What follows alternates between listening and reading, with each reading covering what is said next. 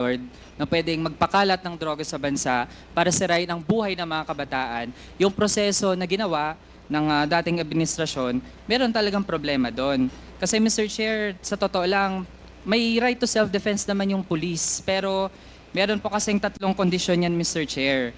At doon pa lang sa one of the three, yung pagtiyak na walang unlawful aggression, actually hindi na po mapanindigan ng ating resource person. Kaya ibig sabihin talaga, dun sa policy na yung goal ay pumatay, meron na po talagang malaking problema doon. Huling topic na lang, Mr. Chair, sa ICC kasi mismo ang dating Pangulo ang nagsabi na bilisan ng ICC yung kanilang investigation. I just would like to be clarified, Mr. Chair, kasi it seems to be a change of mind. Kasi nung patapos na ang term ng dating Pangulo, June 25, 2022, the Office of the President slammed the plan of the ICC to resume investigation dun sa naging war on drugs. So, gusto lang po natin maging malinaw, Mr. Chair, na dati ay ayaw po ng dating Pangulo dun sa ICC, pero ngayon ay okay lang na mag-investigate po yung ICC. Tama po ba ang narinig natin kanina, Mr. Chair? Mr. Chair, the ICC does not scare me a bit. They can come here anytime. I suppose that you would want to maybe make it easy for them to visit and start the investigation. I would welcome that. Alam mo, wala naman tayong taguan. Ang sinabi ko, yung ginawa ko, sinasabi ko na sa inyo, yung ginawa ko. I did it for my country and for the young people dyan sa droga. No excuses, no apology. If I go to hell, so be it. Mr. Chair, hearing that, ibig sabihin po ba ay willing ang dating Pangulo na isubject yung sarili sa investigation and all processes na gagawin ng ICC in relation dun sa kanyang war on drugs? Bigyan mo ako ng pera, ako nang punta ng ICC doon. Ako na mismo magpa-imbestiga doon. Ang tagal nila, hurry up! Kasi baka matanda na ako, mamatay ako. You might miss the pleasure of seeing me standing before a court and hearing the judgment, whatever may be. Pero ako, sabi ko, ginawa ko para sa bayan, ginawa ko para sa mga anak natin. Hindi, you never know kung ano yung resulta sa mga droga sa mga bata. You would never know the sacrifice of the parents. You'd never know the misery. And kita mo naman, sa lahat ng Pilipinas. And you'd never understand the suffering of a parent or a brother or sister na nakita niya naggunggong na ang anak niya. Pinaaral mo, kindergarten, grade school, high school, pagdating sa college, bigyan mo ng droga tapos nagunggong na, and you render the human being inutil. Yan ang masakit sa akin nung na-mayor ako. Kasagsagan yun ng droga. Hindi ko katanggap-tanggap. Kaya kita papatayin talaga. Prangkahan. Hindi ko matanggap. So that's your last question. Ikaw yun. Mr. Chair, hindi po talaga katanggap-tanggap lalo na't kung meron nga, totoo man, kahit sabihin natin na nakagamit ng droga pero sa halip na i-rehabilitate, ang mangyayari pala ay masasama sa drug list na hindi vetted tapos papatayin. Masakit po talaga yun, Mr. Chair. At sa dami ng mga naging witnesses po natin, mga relatives na pumunta dito, dama po natin ang ganong epekto. Hindi lamang nung pagkalat ng illegal na droga, pero maging yung approach, no, na patayan yung nakapanguna kaysa yung paano natin ma-rehabilitate yung mga napunta sa ganong landas. Sir. So, Mr. Chair, ito Sir, na po yung huling tanong May natin. I just interrupt you? Mr. President, sandali lang po, patapusin lang po natin siya. Pagkatapos po, kayo po, re-recognize ko po. Sige, please, wrap it up. Thank you, that, Mr. we Chair. can Mr. proceed. Chair, huling tanong kasi lumitaw din naman na ang dating economic advisor ng former president na si Michael Yang ay actually involved sa illegal drug trade.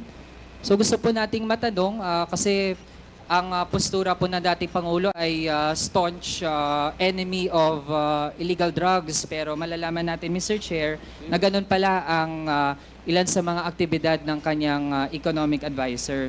So gusto po nating malaman, alam din po ba yon ng dating Pangulo na mismo ang economic advisor niya ay involved sa illegal drug trade? Are you really sure? We had lots of evidence po dito sa Well, hearings sa Kamara. Produce one now. The records of the House of Representatives can suffice. He's going around until now and making friends with everybody. Lahat ng mayor yan dinedicate. Ganon ang mga in-check. Lahat ng businessmen sa China, mainland China, pag nagdegosyo, nagdidikit yan ng mga politiko, especially the mayor. Hindi ako namimili kasi lulo ko in-check eh. So ano bang problema ko kung maglapit yan dito, puro kriminal? Magipag-inuman ako ng kriminal. Pagkatapos niyan, barilin ko. Wala mang problema sa akin yan. Pakainin ko, tapos pagbusog na, lasingin ko. Tapos, tatapon ko. Kaso Mr. Chair, hindi lang po Ganun yun lang- kainuman. Mismo, lang ang presidential economic advisor, ganun pala ang ginagawa. So it seems like parang naging mafia po ang gobyerno natin nung nakarang administrasyon. And with that, I end my interpellation, Mr. Chair. Okay. Thank you. Mr. Chair, kung buhay pa yan, ibig sabihin, hindi yan durugista. Hindi ko itataya yung pagkatao ko. Salamat. Mayor, presidente, tapos mag-ano-ano ka ng, ano lang, Okay, salamat po, Mr. President. Thank you, Congressman Manuel. The next to interpellate is Congressman Johnny Pimentel. You have 10 minutes. Thank you, Mr. Chair. I would like to direct my questions to the former President. Magandang hapon po, Mr. President. Nung mga nakaraang hearing po, meron ho pong mga resource persons na nagsumite ng kanilang mga sinumpang salaysay. So ito po ang tatalakayin po natin ngayon. So unahin ko na po yung affidavit ni Colonel Ruyena Garma. Mr. President, kilala ho ba ninyo si Colonel Ruyena Garma? yes sir, police ng Davao yan. Yes. According to her, you have known her since 2012 to 2016 when she was assigned as station commander in Sasa and Santa Ana Police Station, hindi po ba? Hindi ko I cannot remember the correct, But she is acquainted with you. Totoo po itong paragraph number 7 that you were acquainted with it. I will accept that. Now, on paragraph 6, Mr. President, Mr. Chair, which I will read. In May 2016, I received a call from then-President Rodrigo Duterte at approximately 5 a.m., instructing me to meet him in his residence in Doña Luisa, Davao. Totoo po ba ito? Yes sir. Yes. Now, on paragraph 8 po, Mr. President, Mr. Chair, sinabi po niya na doon po sa meeting niyo, he requested that I locate a PNP officer or operative, indicating that he needed someone capable of implementing the war on drugs on a national scale, replicating the Davao model. This Davao model referred to the system involving payment and rewards. Totoo po ba na ito ang pinag-usapan nyo sa meeting ninyo noong May of 2016, Mr. President? Sir, it's really pretty obvious na I'm talking to a single person and would be inviting another one to join her in the fight against drug. There is the drug enforcement law of the police. That's the unit that is properly empowered to sila yung pumupunta sa akin offering information. So hindi po ninyo napag-usapan itong sinasabi niya na nagpapahanap po kayo ng isang tao na operatiba coming from the PNP na magpasimuno nitong ikangang Davao model po. Yung INC, sir, ang isa kasing affidavit. I will go into that, Mr. President. Yeah. Say, Anyway, nung Mr. President, sinabi po niya na initially, nung sinabi nung tinanong mo po sa kanya kung meron po siyang may re-recommenda na tao, ang sabi po niya, wala siyang kilala. But eventually, yung paragraph 10, however, I recalled my upperclassman Edelberto Leonardo, who was handling the CIDG group. So ito po yung inirekomenda ninyo ni Colonel Garma sa inyo na magpasimuno po nung Davao model. Totoo po ba ito? sir, hindi sir, because in every police department, meron talagang unit na nag-handle niyan. Drugs, o smuggling. Pupunta yan sila doon sa akin, sir, offering information. Sabi ko, sino pa ang nakaalam? Is there any other police operative who can collaborate your statement? Because I need validation. Naghihingi ng pera, sir, for operation. Na hindi naman ako magbibigay ng pera sarili ko. It's always government money. So, pag may kanong dinajamming mo ako ng istorya na ganon, I need to a corroborative statement. Anyway, sabi ko, Mr. hanap ka President, nagpatuloy pa po siya na sinasabi ho niya na there was a meeting between sa inyo po doon sa DPWH Panakan, Davao. Ang nandun po ay yung si Bakay, Pilela, Grijaldo, Tucson, Indueñas. Ito po ay members po ng Class 97 PNPA and Class 96 PNPA. Totoo po ba yun na nakipag-meeting po kayo dito sa Class of 97 PNPA and Class 96 PNPA doon po sa DPWH in Panakan? Yes, sir. I do not remember the occasion. But I remember that there was, or almost everybody was there, including the military. Nagipag-usap ako separately from the military pati police kasi hindi magkaintindihan. But in that meeting, I was talking to the military, then to the police. Separate sila, pero During that meeting po, Mr. President, hindi naman po ninyo napag-usapan na gagawa ng task force regarding war on drugs po. Hindi ho nyo napag-usapan yun during the meeting dun sa Panakan sa Davao between the Class PNPA of 93 and 96. 97 rather.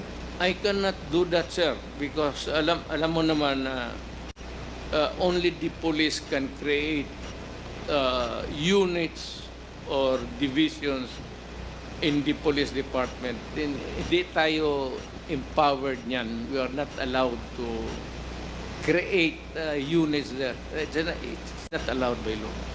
Binanggit din po ni Colonel Garma, Mr. President, Mr. Chair, doon sa paragraph 22, meron pong mga personahe po na hindi naman mga pulis na isasama daw doon sa ika ng task force. Kilala po ba ninyo si Lester Berganyo? No, sir. Honestly. Okay. Si Mr. Romel Bactat po. Lalo na. Si Mr. Rodel Serbo po. No, sir. Mr. Michael Palma. No, sir. Stranger. And Mr. Peter Panungo. Panungo, rather.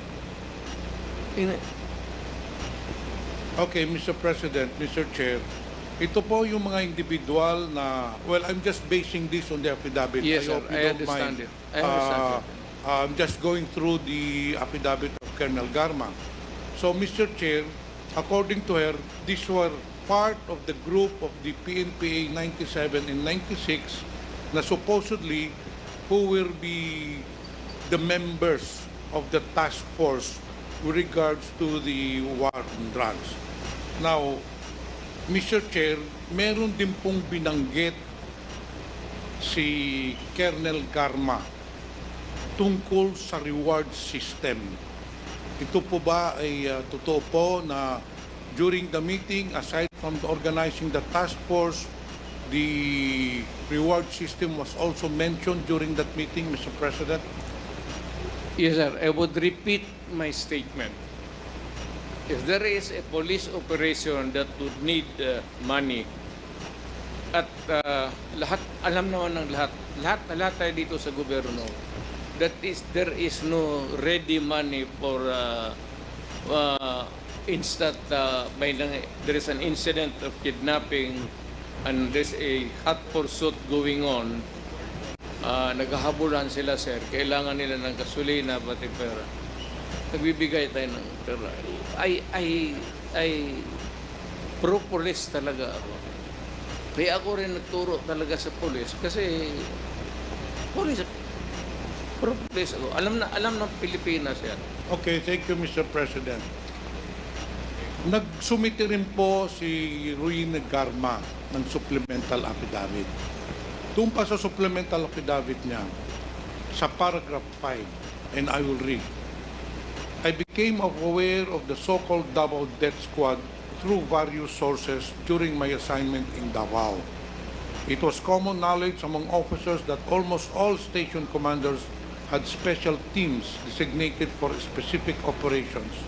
Although I did not know the identities of these teams, a culture of silence prevailed among police officers in Davao regarding such matters.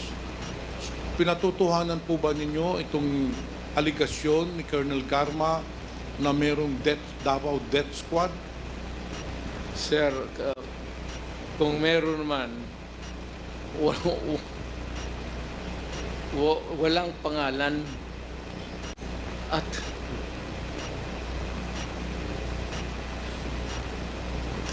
And then, Mr. President, I will deny.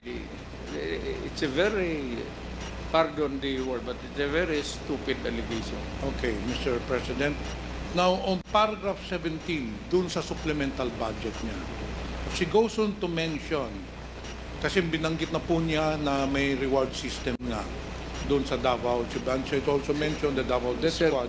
Kasi hindi mo kasi ako binigyan ng panahon, sir. Meron talaga, sir. Meron ako, may reward. Pagka yung big crime solution kaagad, bibigay. Not very natural sa mayor yan, sir.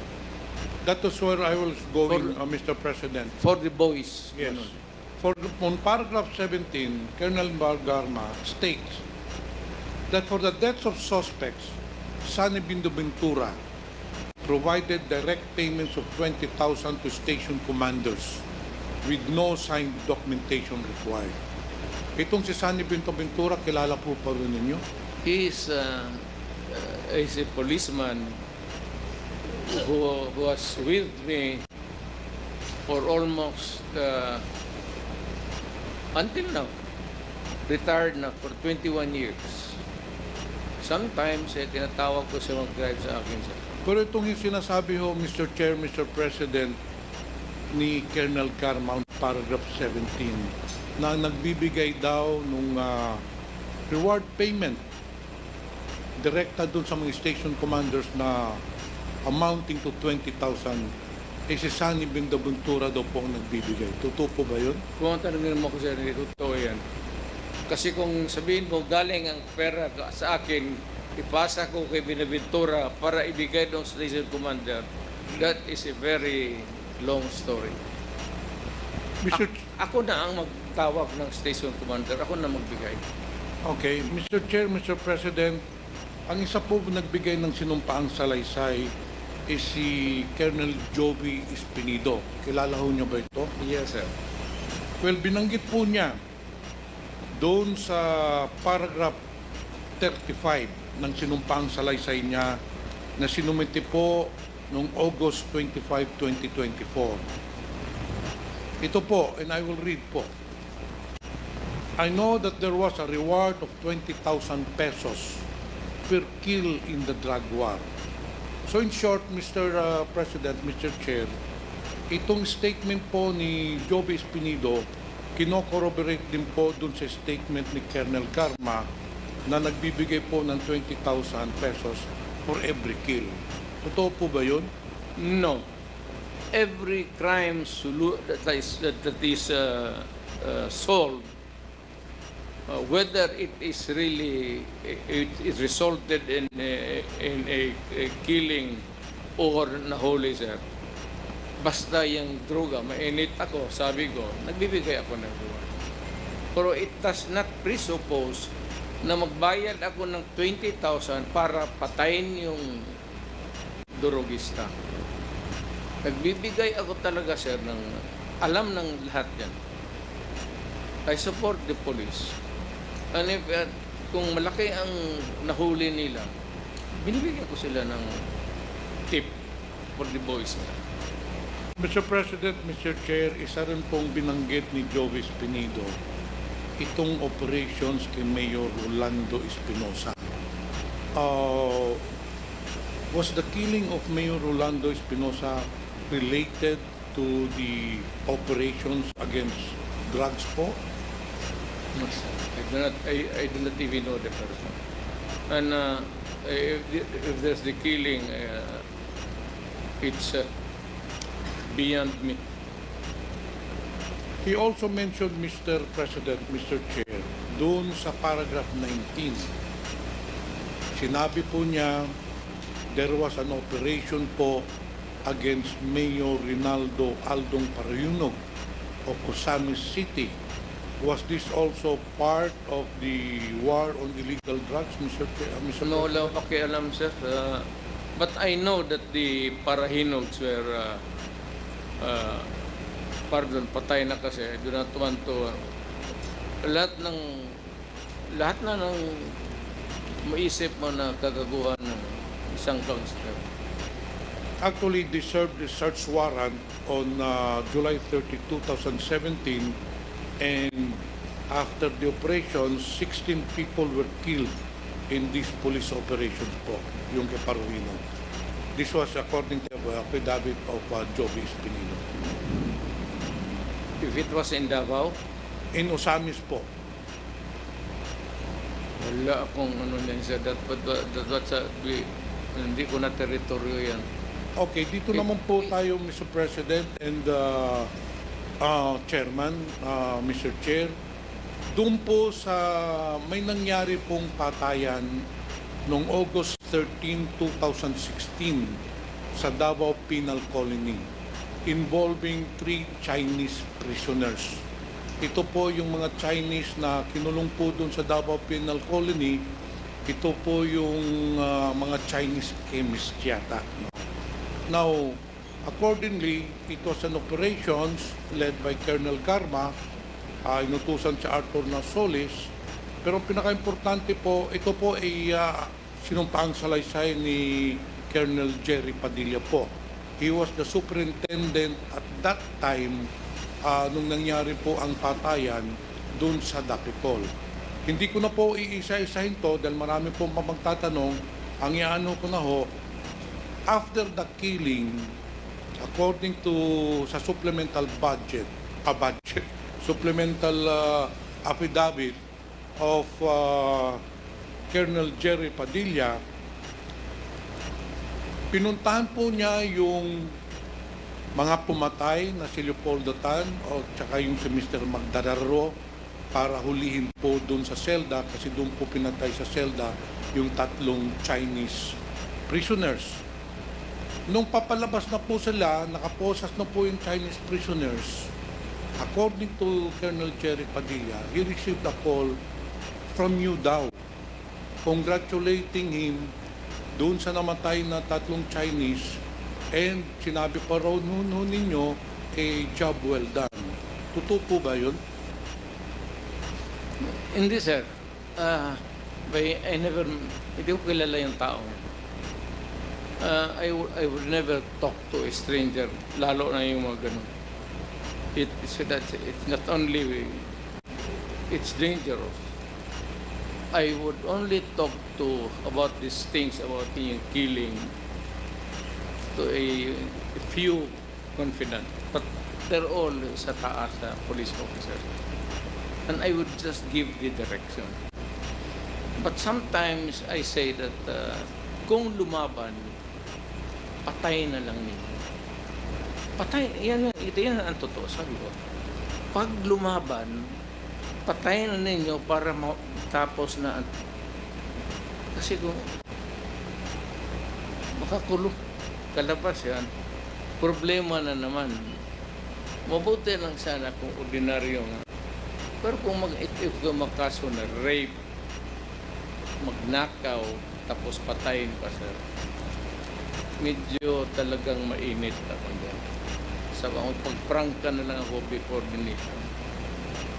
Alam ng lahat ng police, pati NBI, mainit talaga ako. Hanapan ninyo. Kaya sabi ko, kung may mga baril yan, bunutin. Meaning to say, make a scene na kailangan, pag sabi mo, arestado ka, padruhin mo muna ng baril. At barilin mo. Patayin mo na para wala na akong hold upper na hahanapin pa bukas. At wala nang ma-rape, wala nang manakaw, at maganda na ang syudad ko. Ang mga residente, at least wala nang hindi misado takot. They Anyway, can walk the streets. Mr. President, this statement of Colonel Jerry Padilla was corroborated by a certain Mr. Leopoldo Tan, yung isang PDL na pumatay, kasi nagsama na po sila doon papunta sa opisina ng admin office ng Dapicol, and nag-corroborate po si Leopoldo Tan na indeed tumawag daw po kayo kay Colonel Jerry Padilla. I just want to inform you that it was just corroborated by Leopoldo Tan.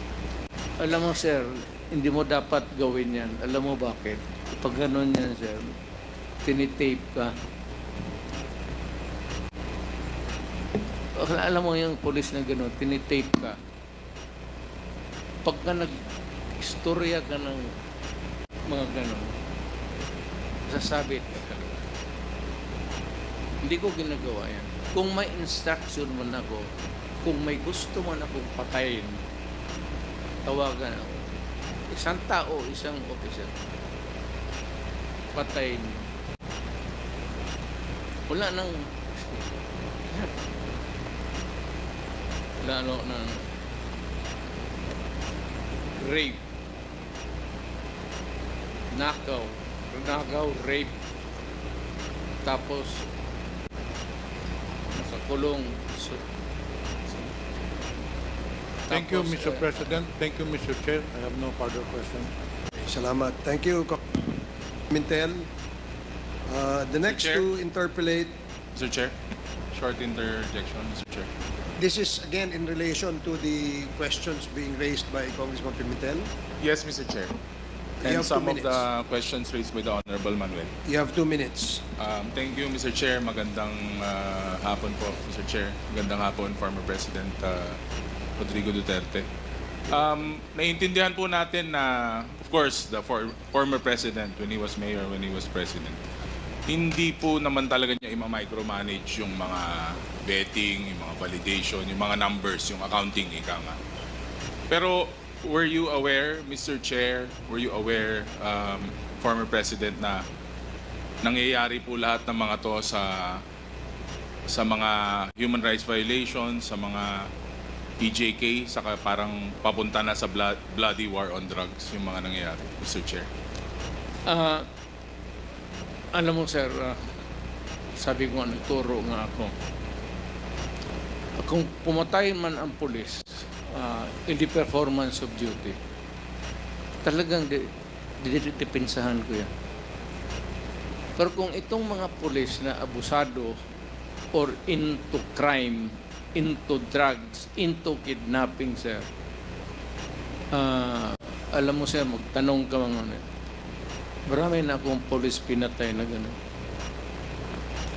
Na pagkatapos na huli sila, niyari ko talaga. Kasi pag hindi ko ginanon, itong mga pulis na gago, may mga armas. And they can easily commit a crime na wala silang takot kasi yung civilian walang magawa. Kaya ako mainit ako sa mga abusadong pulis. Kaya sa Davao, yung mga abusado na pulis, ginawa ko talagang example of itawag nila in their lingo, sample, na pinatay ko talaga. Para masabi ko lang na kuminto kayo. And because I wanted my city peaceful. And the only way to do it is to deal first with the criminals na sa law enforcement. Before you can go after the criminals outside, go after the criminals sa police. Kasi pag hindi mo magawa yan, walang mangyari. Kung Mr. lahat Chair. ng police doon, a few of them died. Mr. Chair, do you still recall kung, Mr. President, sino po yung mga pulis na yon, mga skalawag na pulis, yung mga kriminal po na pulis? Hindi ko na maalala. Tuloy ko lang, Mr. Chair, last na lang po. Of course, the President, alam po natin, President po ay nasa umbrella, nandun po siya sa taas. And nasabi naman po niya, aware siya sa mga nangyayari, Mr. Chair. Ang ating pong Presidente, he is fondly called Tatay Digong. Madalas po yun po ang karaniwan na tawag po sa kanya. Siyempre po, pag ikaw po yung Pangulo, ang tingin po sa lahat ng nasasakupan, siyempre mga anak. Kami po yung mga anak ng tatay. It's made public. Alam naman po natin na there were human violations, extrajudicial killings, naging bloody po yung war on drugs nung mga nakaraan. Gusto ko lang pong tanungin na ano pong ginawa nung administration, Mr. Chair, Sir former President, nung nakikita na po natin na parang papunta na po doon, parang it was getting out of control, na nakikita na po natin na parang hindi na humihinto, dire-diretso na, parang marami na rin po nadadamay na hindi kasama po dapat talaga dun sa mga nangyari, Mr. Chair, former President. Alam mo, marami yan, sir. Yung excuse, pinapalabas nila na lumalaban because parang deploy to justify a killing. Malalaman ko na malalaman yan, sir. At nagtatanong talaga ako. At yung maliit yung siyudad, ako mismo ang umam. Ngayon dito sa National, sa Command Conference, I remind the chiefs of police dito sa Maynila. Ang sinasabi ko talaga, hintuin ninyo, stop him from doing it again, or I will, ikaw ang titirahin ko. Ikaw ang parusahin ko. I will, chief of police, hindi mo kaya, itatapon kita doon sa Surigao. Talagang stricto ako. Lalo na sa police. Kasi may armas eh. Kaya ako, lumaki ako sir sa police eh. Tatay ko, politician. So alam ko yung racket nila. Hindi bago sa akin yung style na palusot dito, palusot doon.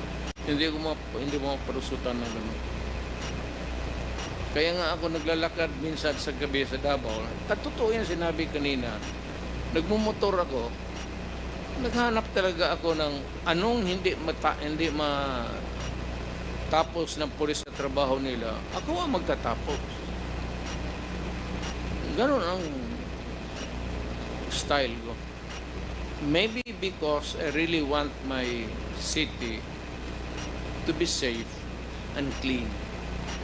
And I do not know if it's still on that level when I was the mayor. Hindi ko na masabi, sir. But if you want to really ask big whether lahat ng ginawa ko right, well, sometimes it went wrong. But at this time, of course, I am not prepared to make a public confession. Maybe if I'm dying, cancer or what, then I would make my last confession to the public.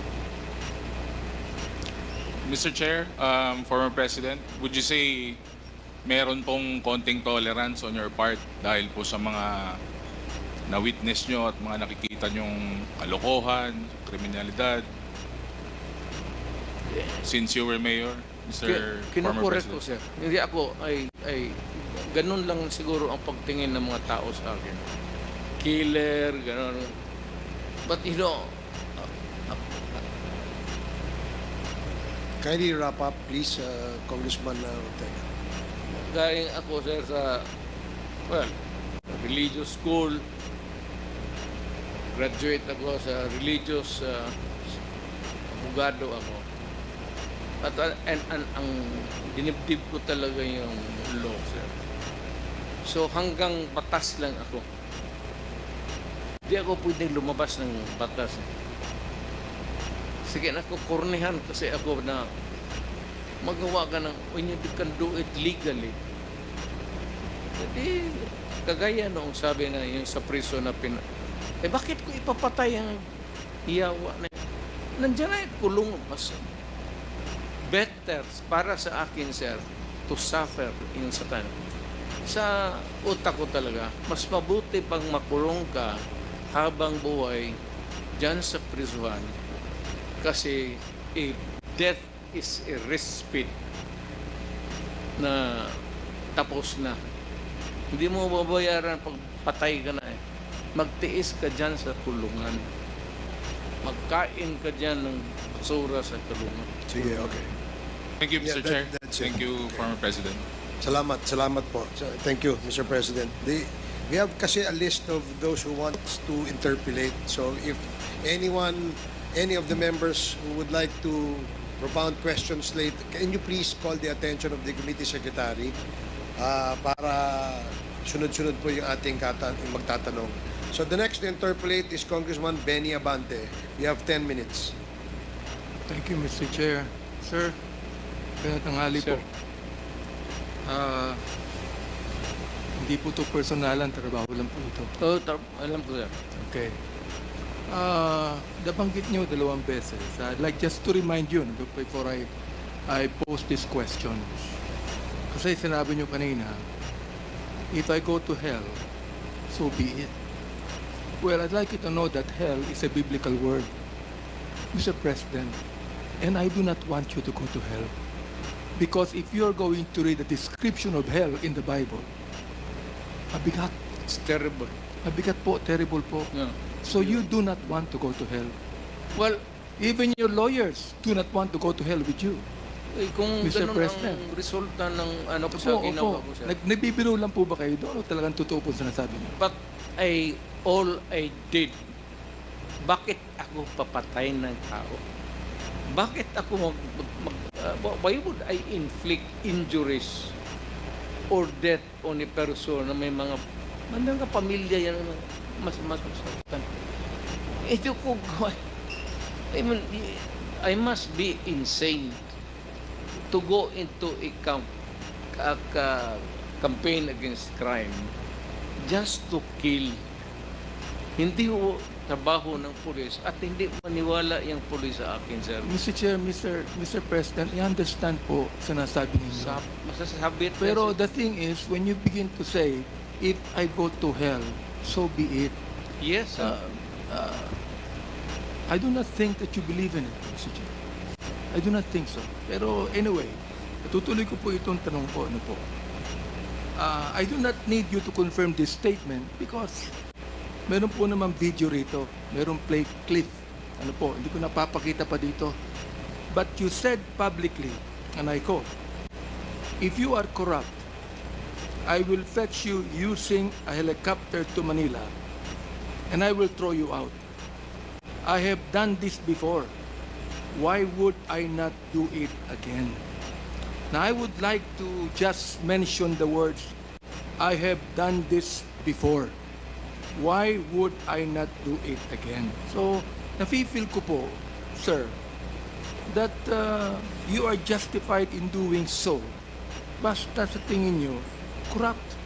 Hindi, sir. Hindi po ba? Hyperbole lang yun, sir. So, Mr. Hindi Chair. papayag ang piloto niya, sir. Ikaw, ganun po, ganito, Mr. Chair. So if you feel just justified in doing it, can you please name to us the victim? Sino po yung tinapon ninyo sa helicopter? Sinabi niyo po I have done this before. Why would I not do it again? Sino po yung tinapon ninyo? Can you please name the victim? Well, sir, sabi ko, O nagbibiro po kayo no? istorya lang para sa kriminal. Pero paano mo itapon niya, sir? Bubuksan mo pa yung... Ano po yan? Parang hyperbole, ano ho? Hyperbole nga. O yan. So, hindi po totoo ito.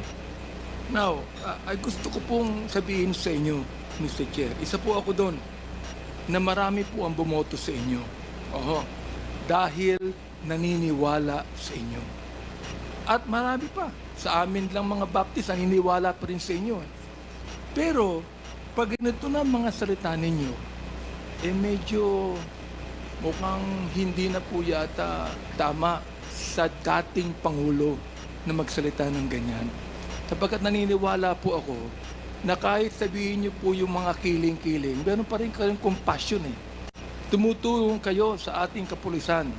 Tumutulong kayo sa mga nangangailangan. Meron pa rin kayong compassion. And I would even think today that your compassion even overcomes your thought of killing someone else. Sir, this world is there's the evil and there's the good. So, if you are a human being dito, you do so many things in life. Mamili ka lang between the right at yung mali. Opo. So, pag pinili mo itong mali,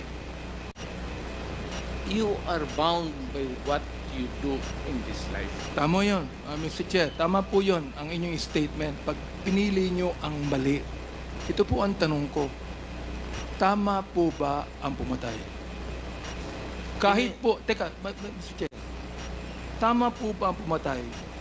Kahit alam nyo, na ito ay tinatawag sa batas. Ako hindi po abogado po. tinatawag sa batas na in flagrante delicto o in the act of committing a crime. Oho. Ngayon, I have proven that, sir. Kung po yan, susundin po natin, wala po kayong pinagkaiba sa Pariseo nung panahon ng Panginoong Jesucristo. Nung ang Pariseo nakahuli po ng isang babae that was caught in the act of adultery, they are about to stone them. Stone her. Babatuhin na po. O nilapit po nila kay Kristo at sinabi po nila sa ating Panginoong Jesucristo, anong gagawin mo dito? Sapagkat ayon sa aming batas, in flagrante delicto ito, dapat to batuhin hanggang sa mamatay. Ano pong ginawa ng Panginoon? Mr. President, Mr. Chair, siya po ay sumulat doon sa ground. Wala siyang sinabi, sumulat lamang po sa ground. Nakita mo ng mga Pariseo ang sinulat. Isa-isa po silang umalis. Bakit po? Palagay ko, ang sinulat mo ng Panginoon, yung mga kasalanan ng mga Pariseo, hypocrisy, corruption, lahat po. Ngayon, naiwan po doon yung babae that was caught in the act of adultery. Ang sabi po ng Panginoon sa kanya, where are your accusers? Ang sabi po ng babae, none, Lord. Ang sabi po ng Panginoon sa kanya, neither do I condemn you. Go and sin no more. Hindi ho ba mas maganda yung salita ng ating Panginoon doon, Mr. Chair, Mr. President? Hindi na ako papatay, sir. Retired na ako eh. No more na, hindi na ako mayor. Ayaw ko na rin. Alam niyo, Mr. Chair, Mr. President, kaunti lang po yung tanda niyo sa akin. Dapat talaga mag-retire na ho tayo. Retire na ako, sir. Ayaw ko na. Anyway, ganito po yun. Ang sabi po nyo, Ganito na lang, sir. batas lang po ako.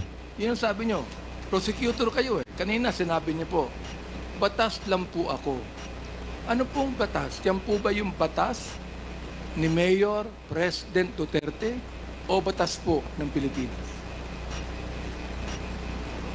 Sir,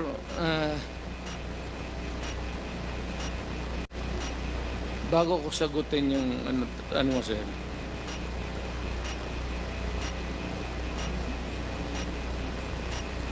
kung may kasalanan man ako, ayaw kong pumunta ng impyerno. Salamat po. Pastor ko man, sir, tulungan Pero, mo na lang ako. Mr. Chair, hindi po ito confessional. Ano po? Ito po ay quadcom hearing. Pagdasal, well, of course, you have a dual, pagdasal mo na lang rin ako, sir, kasi alam mo man talaga na Mr. President, trabaho lang yan. bago niyo po sabihin yan, pinagdadasal ko po kayo. Salamat. Totoo po yun. Totoo po yun. Hindi po dasal na Ama namin, ha? Hindi po dasal na Our Father. Ito po ay dasal coming from the heart. Salamat, Tulad sir. ng aking nabanggit sa inyo kanina, coming from the heart. Opo, ngayon. Sinabi po ninyo rito, mas mabuti pa na makulong ka at maghirap ka sa kulungan. Bakit po kayo pumapatay? Mas mabuti pala na makulong tong mga itong mga drug lords na ito o mga drug pushers na ito. Bakit po sinasabi nyo kanina pa na pumatay kayo ng tao? Sana pinakulong lamang po ninyo. Ano po, Mr. Chair? The records of the police will bear me out. Few instances, sir, pero karamihan yan, may hawak talaga ng nang i-confront ko yung mga yan, sila, with the police, of course, kasama ko. Okay, yung sinabi ng kidnapper. So, 3 of them, nasasakyan sila, sir, may carbine. Ako naman, ang hawak ko 45. Yung dalawang pulis na, 3 lang kami. They kidnap a girl. Alam lang, kinidnap nila, dinala nila sa Cotabato for 1 month detained her and repeatedly raped her, 7 of them, and finally went back to Davao City. Tapos sinauli nila yung naghingi sila ng ransom money. Opo. Umakyat sila sa bahay, sir, kumain. Totoo ito, it's on record. Kumain pa sila sa bahay ng babae bago pala akong mayor nito. Tapos, pagbaba nila, dala-dala nila yung ransom money. Nandoon na ako sa labas. So, pag ano, hindi ko na sila sinita. Iba rin yun na. Diretso. May kasama kayong pulis. Kapag kasama ko, police, pero yung usually, dalawa lang yun, sir. Yung Mr. Chair, naintindihan ko po yun. Siguro, kahit ako, baka gawin ko yun eh. Pero ito po, ayon po sa batas, Mr. Chair. Sinita mo, bubunot talaga yan. Ayon po sa batas, Mr. Chair, kayo po nakakaalam ng batas. Meron po bang authority ang isang public official na bumaril? O yung pong pulis lamang ang dapat bumaril? Anybody, Anybody. any person who is a victim, pulled up ka, may baril ka, lumaban ka, ano po sa self-defense? Any person has the right to defend Himself. himself, his physical being, and his property. Pero ito pong kwento nyo kanina, Mr. Chair, hindi naman nyo dinidepensa ng sarili nyo eh. Hindi naman kayo ang ni-rape. Oo, ito po ito. Binaril nyo bigla. Binaril nyo bigla sapagkat alam nyo gumagawa ng krimen. Naunawaan ko po yun. Kahit ako, baka gawin ko eh. Pero ang gusto ko lang po malaman, ayon sa batas, hindi naman nyo dinidepensa ng sarili nyo. Meron po ba kayong karapatang pumaril sa isang kriminal na hindi naman kayo ang target, kundi iba? Kung walang nakatingin, sir, barilin mo na.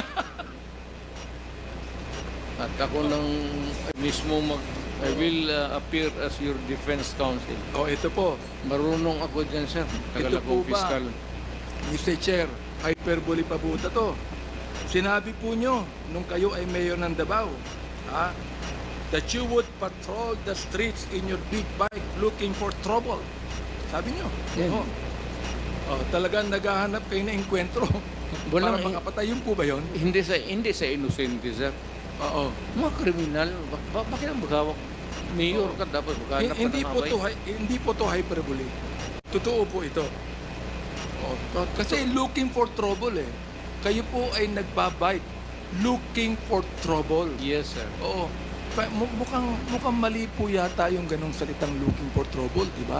Siguro mas maganda kung looking for criminals. Tama ho ba?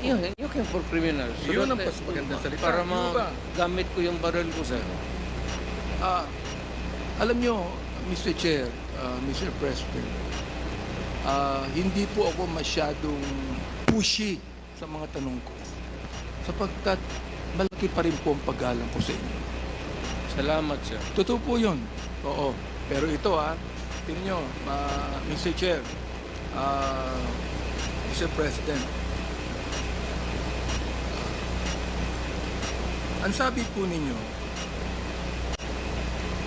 I would never allow innocent Filipinos to be killed. Sabi nyo kanina, di ba? I would never allow innocent Filipinos to be killed. But then, you said at one time, Hitler massacred 3 million Jews. Let me correct you, Mr. President. Hitler massacred 6 million Jews. Yan. I stand corrected, sir. There are 3 million, sabi nyo, there are 3 million drug addicts. Hindi po drug lords, Hindi po drug pushers. Drug addicts, there are. I'd be happy to slaughter them. Drug addicts, Mr. Chair, Mr. President. Pwede nyo pang sabihin sa akin ngayon, nung sinabi nyo, I would never allow innocent Filipinos to be killed. Siguro gusto niyong palitan po ito ng drug lords and drug pushers. Yes, sir. Pakipalitan po niyo ngayon. Drug lords and Ayun drug po. pushers. Sir. Therefore, nagkamali po kayo nung sinabi niyong drug addict. Tama ka, sir. Salamat I po. stand corrected. Salamat po sa inyong pagtanggap po dito. Kasi gusto ko pong malaman ang inyo pong pananaw po dito eh. Oo, sir. Opo. Tama Ayan. ka, sir. Tama ka, sir. Ayan. Ngayon, ito po. During the Senate hearing, last 28 October 2024, inadmit nyo rin po giving orders to kill criminals. Ito po ang sabi nyo, I can make the confession now if you want. Talagang niyayari ko. Pero wag naman yung mga pulis, kawawa naman sir. Meron akong death squad pero hindi ang mga pulis. Sila din yung mga gangster. Yung isang gangster uutusan ko. Patayin mo yan. Pag hindi mo patayin yan, patayin kita ngayon. Ngayon, ito po ang tanong. Sabi nyo, galit kayo sa kriminal. Hindi po ba? Ba't kayo gumagamit ng gangster? Hindi po ba kriminal din yung gangster? Yes, sir. Pagkatapos niya patayin yung gangster, patayin ko Papatayin siya. nyo rin. Ganun po. Oo. Dapat po, pumatay muna siya Oo. bago nyo patayin. Tapos ko utosang patayin, patayin ko siya. Nasa batas po ba yon? Patas lang. Nasa batas po ba yon? Wala. Ikaw ay prosecutor, nasa batas po ba yon? Wala. So therefore, bilang prosecutor, hindi nyo ginagawa ang sabi ng Hindi. batas. When I was mayor, when I was Tutor po ako in toto. Talagang I am bound by the rules. Yes. When I was mayor, I was trying to maintain law and order. But Mr. Chair, Mr. President, when you became mayor, you are no longer a prosecutor. You are now a public official, Mr. President. And therefore, you must uphold the law of the land. Because we do not have a personal policy here. Our policy is a lawful policy. We must always, naniniwala po kayo dyan, correct me if I'm wrong, we must always uphold the Constitution. Hindi po ba? Yes, sir. Ayan. Alam mo, ano pong pagkakaiba nyo si Vigilantes, for example? Ano pong pagkakaiba nyo si Vigilante? Na pumapatay po ng drug addict na nanlalaban din. Well, Ayan, sir, sige po, pakipaliwanag po sa amin. may classification niya, sir. Hindi ka basta-basta pumatay ng drug addict. Yes, You kill drug lords yes. and the purveyors of drugs. Aha. What you just kill addict, sir? Yung addict, ipadampot mo sa police, ipadala mo sa doon sa the rehabilitation center. Sa totoo lang po, Palambin mo ang nanay, tatay na doon mo deliver yung bata. sa totoo lang po, Mr. Chair, ito because of your pronouncement na shoot them dead, na-embolden po ang ilang mga pulis natin pumatay. Because it was the order of the President himself, who is actually the Commander-in-Chief of the Philippine National Police. So therefore, Mr. Chair, Mr. President, when you said, shoot them dead, it emboldened some of the policemen to kill. Am I right, Mr. Chair? I am saying it again. You say Shoot it them again. dead. All right. Yes, sir. Therefore, Hanggang ngayon. your policy of shooting them dead and the policy of the policemen in killing them is different, because you said in the Senate that it is the policemen that should be accountable for this, not me, because this is just a policy. But Mr. Chair, Mr. President, because of that policy, some of those policemen killed. In fact, Mr. Chair, nung kami po ay nagkaroon ng unang hearing dito ng Committee on Human Rights. Meron po kaming inibitahan na 4 na mga PO4, SPO4 lang po ito. Mga talagang ano po, non-commissioned officer. Nakasama nila ang isang major. Sabi ko sa kanila, nakapatay ba kayo? Ang sabi nila, hindi. Okay. Ngayon tinanong ko, pero gumamit kayo ng baril at bumaril kayo. Ang sabi nila, meron kaming nabaril. Okay. Napatay niyo ba? Hindi po namin sigurado sapagkat marami kaming binaril. Marami kaming nabaril. Ito po yung tanong ko ngayon. Sabi ko, bakit niyo ginawa yan? Anong sabi nila? Ito po ang order sa itaas. Yun po ang sabi. Now, of course, you do not even know that, Mr. Chair, Mr. President. Ito po ang order sa itaas. Tama po ba ang ginawa ng 4 na pulis na yan? Sa kayo, Major? Pagka lumaban? Hindi po lumaban eh. Hindi. In fact, yung isa buhay po, hindi lang maibitahan dito, ayaw pong pumunta eh. Hindi po tama. That's about the only time that a policeman can legally kill another human being is when he is confronting a criminal and is armed, and it must be commensurate doon sa baril for baril. Oh, ito po. Kung batuta lang ang hawak mo, barilin mo na lang sa leeg or barilin mo yung paa. Mr. Chair, Mr. President, ito po. According to the data that was given to us by the Philippine National Police, by General Baca himself, na ang sabi rito, 7,173 pushers were killed. Now, ang sabi po ay nanlaban. Pero gusto namin pumunta ron sa Philippine National Police. Tinan po namin ng crime lab kung paano po nanlaban ito. Ito po ba yung nakipagsuntukan lang? O nagkaratihan lang? O may baril?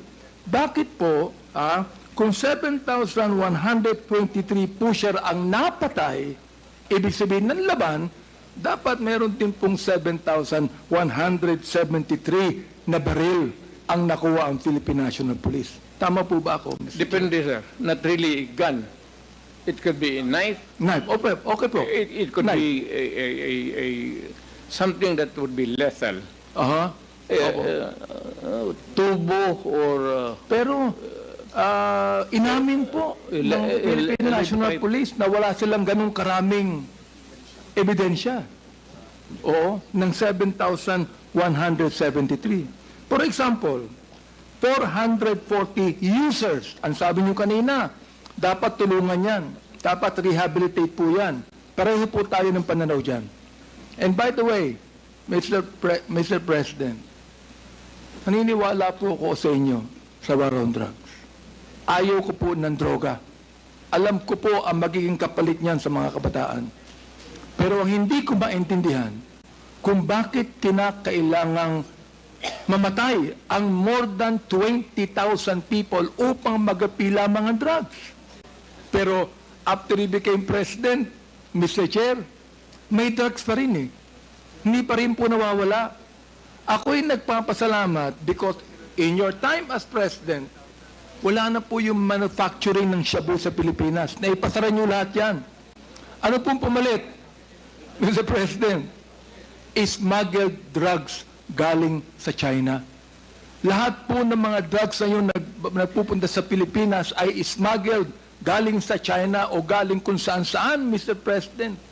Yan po yung sinasabi ko sa iyo for your information also. Of course, kayo po ay private citizen na. Eh, hindi nyo po kinakailangan pakialaman yan. Pero Mr. President, alam niyo po naman kami mga congressman, especially now, nung kayo po ay Pangulo ng Pilipinas, nung ako po'y tumulong sa inyo na ma-elect bilang Pangulo, ay hindi po ako congressman. I'm a private citizen. Tumakbo uli ako ng 2019, naging congressman po ako. Alright, sa pang-apat at termino. Ako'y naging minority leader, ako'y naging deputy speaker. Tanahon niyo po yan nung kayo nakaupo. Ngayon ako po'y tinalaga bilang chairman ng Committee on Human Rights. Wala tayong magagawa kundi imbestigahan natin lahat ng mga human rights violations. Tama, sir. Pero kayo po ang nagsabi na wala kayong pakialam sa human rights. At bakit po nyo nasabi yun? Hindi man ako empleyado ng human rights office.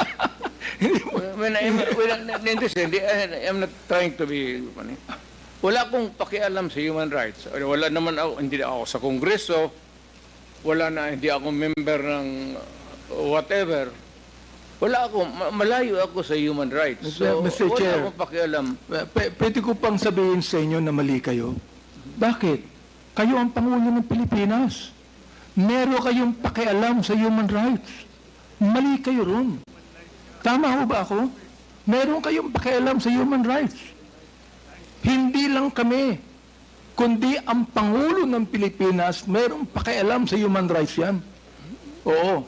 Kaya pati ang ICC nag-iimbestiga dito. Sabihin ko sa inyo, ako ang unang nagsabi na hindi ako magbibigay ng anumang dokumento sa ICC sapagkat if I do that, then I am surrendering the sovereignty of this country. Correct, sir. I appreciate it. Totoo po yan. Sinabi ko po yan. Oh. Sabi ko, gusto nila Believe ako mag-imbestiga. They do it on their own. But not use us in the committee. Opo. Ang kinakalungkot ko lang po, Mr. President, mukhang nagsasalita po kayo na hindi po sang-ayon sa napag-aralan yung batas. Yung human rights po, nasa Constitution po yan. Kayong tatlong abogado ni Mr. President, turuan nyo ang kliyente nyo. Hindi ba nasa Constitution yun? Attorney Delgra, hindi ba nasa Constitution natin ang human rights? Hindi na kailangan, sir. 98 Di po, sandali lang po, Mr. President. Tatanungin ko lang po yung abogado nyo, sapagkat siya ay isang resource speaker, nasa Constitution po ba ang human rights? Opo, sir. Ayun. Nasagot po niya. So, Mr. President, nasa Constitution po yan, at ang unang-unang dapat tumupad ng Constitution, sino po? Kundi ang pinakatatay ng buong bansa. Correct. Hindi po ba? Correct. Therefore, nagkamali kayo sa ganung salita. Retired tatay ako, sir. Hindi ba sabihin niyo sa akin, nung sinabi niyo Pangulo kayo, nagkamali kayo. Retired na po kayo ngayon. Hindi ko inaano yan. Pero nagkamali kayo ng ganung salita. Tama ako, mali. Hindi niyo masagot. I cannot debate with you on this, sir. No, Mr. President, I will not allow you to debate on me. Because if you debate and argue with me, I will even tell you that you're out of order. Kaya nga. Because any resource speaker cannot debate with any member of the Quadcom. Ang tinatanong ko lang, Mr. Chair. Congressman ako, sir. Opo. Ang tanong ko lang, dapat kayo po ang tumupad ng human rights bilang tatay po ng buong Pilipinas. Sinabi ni Atty. Delgra, nasa Constitution po yan. Sinabi nyo kanina, wala kang pakialam sa human rights. May pakialam kayo. Sir. Hindi po ba, Mr. Chair? Sir, magprangkahan tayo, sir. Opo. Sige po. Pagka ganun talaga, Mayor, pagka-criminal ka, mainit talaga ako sa iyo. Hindi po yung Pagka nag-rape ka, Mr. Chair, hindi po natin, wala pong problema ron eh. I am not actually, yung bang, disagreeing with you. I fully agree with you, Mr. Chair, Mr. President. But still, being the President of the Republic, you must be the first man that should uphold the constitutional provision on human rights. Am I right, Mr. Chair? Yes. I did it. Salamat po at inamin nyo. Ito last question na lang ito. Okay? Ito po, ang napatay na drug lord, 21. Akala ko po ba lahat po ng drug lord dapat patayin? Bakit 21 lamang? Ang pusher, 7,000. Samantalang napakarami pang drug lord na buhay ngayon nasa kulungan. Yun ang pinataktakan ko.